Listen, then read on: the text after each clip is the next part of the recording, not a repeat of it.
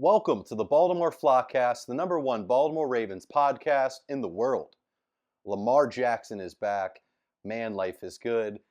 This just injects energy, a lifeline, a heartbeat, a pulse back into this podcast and the fan base. I gotta say, man, it feels good to be alive, especially because I'll be honest, just locked in the tickets for this Sunday yesterday. So having this news makes me feel a lot better about that purchase and that decision. Yeah, Lamar is back at practice. It was in a limited fashion, but from the 30 seconds of footage that I saw, man, he looked good. Don't freak out. That was a joke. Don't take that seriously. But yeah, at least from what I saw, it looked good. Yeah, that's not anything to run with, but just him being out there is good enough. I was going to come on here and maybe do a podcast yesterday, decided to wait because I knew going into this one, if Lamar did or didn't practice on Wednesday, that would be the biggest sign factor on whether or not he would be playing. If Lamar didn't practice on Wednesday, this episode's going to come out on Thursday, so I guess I can say yes. If Lamar didn't practice on Wednesday, we could probably just chalk it up that he wasn't going to be playing in the game. With him practicing, though, it doesn't mean 100% that he is going to be playing against the Bears. But I'm going to keep this positive. Lamar, I'm going to say he's playing this weekend. I'm going to say out of 100%, how certain am I that Lamar plays this weekend? I'll say a 90%. So that's pretty certain. What do I have to back that up?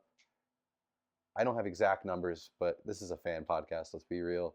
I'm going to let you guys know at least that when Lamar comes back from an injury and he's practicing, he's not going to practice for a few days and then miss that game. At least historically, when I'm thinking back on Lamar's past, if Lamar's practicing, he's going to play, barring flu or God knows what. You never know. Pat Ricard, huge news, is also back at practice this week. I kind of feel bad for Pat. Project Pat came back and was a little bit overshadowed by the Lamar news, obviously. But that's just how it is to be a fullback. But I'll be honest, having Project Pat back is very huge for this team. It seems like all the pieces are coming back together. I wasn't a Marvel guy, but it kind of feels like what I'm assuming Thanos getting like the rings, the gemstones in his, I don't know, I didn't watch this stuff, but I saw the memes. I guess we'll go into a little bit more news. I know you guys saw that the veterans got rid of the video games, the pool tables, ping pong tables, and the basketball hoop in the Ravens practice facility. I didn't even want to bring this up because it's not really news to me. I don't know why this is a big headline. But I guess for some fans, it's good to know that the guys are locking in, getting rid of any distractions. A lot of people probably didn't even know that these things were at the practice facility. I guess if you got guys pretty much sleeping there, which would be decent for the job, it shows that they love it, that could help, but I don't know. It's a little odd. Yeah, I'll give you basketball. But in what moment are they ever sitting down and doing like a ping pong tournament or playing Madden where it's actually going to help the team? I don't know. I've never been inside of an NFL locker room, so I can't be the one to argue. I guess it's good. We're locking in. That's the news. This is good news here. 52 modern era players have advanced in the voting process for the Hall of Fame for the class of 2026. Among those players, we got some Ravens. We have Terrell Suggs, Marshall Yanda, Haloti Ngata, Anquan Bolden, Steve Smith Sr., Willie Anderson, and Earl Thomas. That's a stacked group there. I'm going to say at least Suggs and Yanda are first ballot Hall of Famers. Steve Smith, I would like to say he is too as well, but he could be on the borderline. And I'll throw Steve in there. All three of them, first ballot Hall of Famers. That's really exciting to see. It's kind of hard, I feel like, to keep up with the Hall of Fame news because it just seems like right before the Hall of Fame game, like, oh yeah, he got thrown in the Hall of Fame this year. That's cool.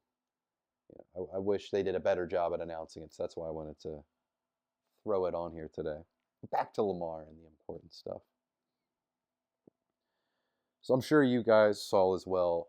There was a video that went viral of Lamar picking up some takeout food.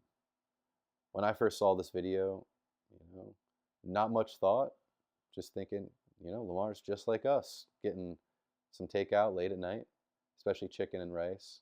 Look pretty good, I'll give him that. 2 massive plates. But out of nowhere, before I say this, I don't know if I want to say the reporter's name, but also I have like 100 people that listen to this, so it's not like I'm giving him some huge promotion anyway, so I might as well say the name, or say the name.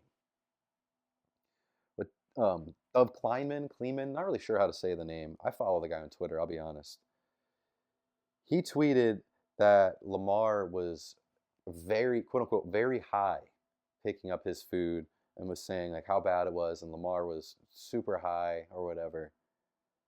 This is just an absolute joke, a sham. I don't know what to call it. For you guys that don't know, Dov Kleeman is not a real person. This is not a joke. This page is Dov Kleeman, it's not a real person. It's just like a name they use. The picture's not even real. It's animated. It's a team of people that basically, whenever there's anything posted, they'll go, let's say, if it's Raven news, like when Lamar was coming back. I'm sure they have notifications on or in some way for them to know. Immediately when the news drops, they'll repost off of what our reporters will say. So, of course, I would love to be the first one to break the news, but let's be honest, the first guy that usually drops Ravens news is Jeff Zrebick. So Z will drop news, and then Dov Kleeman, this page will take that. They won't even retweet him because obviously he's got to make money and grow his page. He just copies and pastes it and then says like per, and then we'll at Z there. So I guess Dov, at least the reason why I still follow him is he attracts people because it's quick news from every source. You don't have to follow hundreds of people. It's just him. Yeah, it's a sham on the journalism industry and all that, yada, yada. I've seen the argument, but I'll be honest, it does kind of make things easier to follow the guy. But also, he does stuff like this where I'm guessing one of his writers, who knows how many, I'm saying his, but one of the writers for the team, just says some absolutely dumb stuff, trying to draw up clicks, get more attention to the page, and just publicity. This is terrible. They even replied to Lamar's tweet in response to this. Lamar saying that they were a joke, with a picture of Lamar's face in the video. It just looks like Lamar. I don't know what we're talking about here. I feel stupid even wasting this much time talking about this, but it just makes me mad. This guy is on his week off, trying to get some carry out late at night, just like you and me, and he's got to deal with this. And even if, I mean, he looked like normal Lamar to me, nothing was different. But even if his eyes happened to be red, this dude's watching film. He's been working all day. It's late night. How would you look if you're picking up chicken and rice late at night? This is just, I don't understand. I'm not trying to give it too much, so I guess we can move on. But this is just a BS page trying to farm some engagement, especially with the Ravens being in a vulnerable position at 1-5 and Lamar being injured as well. So we're moving on from that. Let's get to the fun stuff. Kyle Hamilton, in his interview on Wednesday after practice, he said every game from here on out is a playoff game. That just excites me hearing that, because they're not afraid to beat around the bush. They know the truth that pretty much we have to win out this year. Yeah, we talked about on the last episode, we have 2 mulligans. Arguably we could lose, but every game from here on out matters, and it matters a lot. And they got to treat it like playoff games if they want to get to the postseason. Kyle also had another great quote. He said, "The Bears have won 4 straight, and it's time to put out their fire and light our fire." So that's awesome to hear. They want to light the fire of their own get their own winning streak started, end the losing streak, because everyone's healthy. The bye weeks come. It's time to turn it around, as I've been preaching on this podcast. It's good to see Kyle Hamilton step up and become a leader, even though he's one of the younger players on our defense. Just a huge fan of Kyle. Hopefully, we're going to get our post bye week run that I've been begging for on the podcast. But as he said, the Bears have won 4 straight games. So in the beginning of the year, they started 0-2. They lost to their division opponents or division rivals, the Vikings and the Lions, 2 very good teams. We played one and we'll play the other one at the end of the year. But then they went on a run. They beat the Cowboys, the Raiders, Commanders, and the Saints. Looking at that list, it's not the best 4 teams, but I'm not going to nitpick it because at the end of the day, they have a winning record, and our record is terrible. They're hot, and we're not, for lack of better words. Man, I still think that we're going to win this game. Do I like the line I'm seeing from Vegas having us favored by 6.5 points? And mind you, I have not looked at this number since Lamar practice. I'm sure that number might have gone up a little bit. I don't know if I like that number, but I still think the Ravens are looking pretty solid here. Maybe it's just me off of hopium, but either way, I might butcher this name, but the Bears have a new running back. He was a 7th round pick this year. He's kind of taking over the backfield slowly, and we really saw that last week. But we'll call him Kyle M. Kyle Monagai, I think his name is. Kyle Monagai. He's slowly taking over the backfield from DeAndre Swift. Will we see more of that? Hopefully not success-wise, but hopefully we just see more carries for the young guy. Always a fan of young running backs getting theirs. But yeah, stopping him, stopping Swift might be a little bit of an issue, especially with the holes we have up front.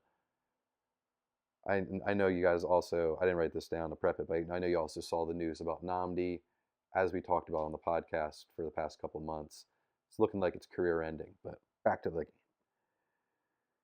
Also need to stop Romeo Adunzie and DJ Moore, and don't sleep on Luther Burden. This is kind of some sneaky weapons they got on their team.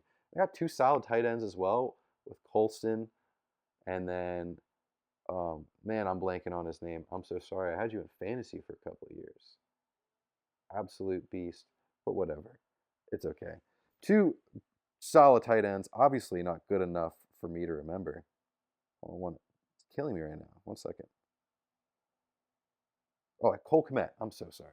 Cole Kmet, I apologize to you. I won a fantasy championship with you in Dynasty. Solid team for the Bears. Do I think we can stop them, slap them around a little bit? We're really banged up coming off of injuries, but I do think we can hold our own. We'll get to my prediction at the end. Just wanted to point out, with the defense, this is a revenge game for Roquan. Roquan started his career in Chicago. For you guys that don't know as well, Roquan still lives in Chicago. Some people think when players don't have a full-time home in the city or the state that they play in that it's a red flag, but guys, you got to remember they're people too. You build your life somewhere for 4 years, you get traded. It's pretty hard to move away. Let's also be honest, Baltimore is, excuse my language, a shithole. I love Baltimore, but let's be honest, it's hard to bring in people, especially if you're loaded and you got money. I'm not saying that Rowe thinks negatively of Baltimore, but enough of that. We're not going to see Rowe in West Baltimore, is all I'm saying. This is a Rowe revenge game. We have a lot of people talking crap and smack on social media saying Rowe still looks fat, which is really getting annoying. I think this is going to be a game where you see Rowe, like his former self, running around like a madman with his head cut off. He gives you glimpses of prime Ray Lewis. At least 15 tackles just flying around the field. I'm not going to say he's going to have another touchdown like he did earlier this year. That might have been a once in a career kind of play, but at least 15 tackles, running around like a madman. With Lamar coming back, he could be rusty, but I'm going to be honest, I'm all in. If Lamar is practicing, he's playing. Lamar's not the kind of guy to put himself out there when he's still feeling hurt. And that's not a disrespect or a slight in any way. We don't want Lamar to do that. This is coming from a guy, I'm wearing the shirt now. Basketball comes back. At this point, it'll be yesterday when this drops. As a Sixers fan, the Sixers rushed out Embiid so many times, and look at him now. Hopefully, he has a great debut or start to the season. But going off of the past, this guy's ruined. I'm not too excited about it. So do we want an Embiid? Let's flip to football. Do we want an Embiid? Absolutely not. We want to keep Lamar healthy, have him last as long as he can. So going off of that, my prediction, what do I think is going to happen? The score I'm going with, the happiness, the feeling, the energy's there. Before I say this, just letting you guys know as well, I'm going to the game. I'm going to be tailgating in Lot H. I'm going to get there at like 10 o'clock. So the vibes are going to be there. Going off that, Ravens win 35-13. Derrick Henry's going to eat on the ground. That's going to be a huge key. So we saw last week, even without Lamar, Derrick Henry had like, 115, 120 yards on the ground. With our terrible offense, they knew he was coming, and he still had a great day. I think it's going to be even better having Lamar out there. Honestly, this could be a game where even just having Lamar on the field, he's a bit of a decoy for Derrick Henry to have Derrick eat. I think Lamar is also going to show us why we've missed him and how much he matters and why he's the MVP. Not just this year, but every year, because he's one of the greatest players of all time. Even if he's rusty, if 8 plays, we're going to be thriving.